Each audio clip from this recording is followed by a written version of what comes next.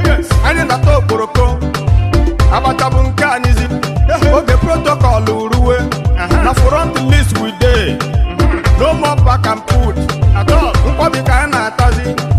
anywhere me go people dey ask me wetin dey make you shine I dey tell them say amara ka anyị ga-eje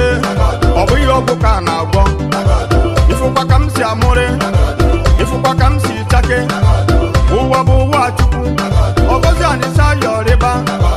you know how it came ị chọrọ ịma ka o siri mee Eledumare don bless Jehovah dey in control ngwa anyị ga na-agba mmanya red wine ka a na-aṅụzi ndị ụchọ ga na-akụ asịrị akọrọkwa agbago akọrọkwa agbada akọrọkwa agbago akọrọkwa agbada oh yes anyị ga na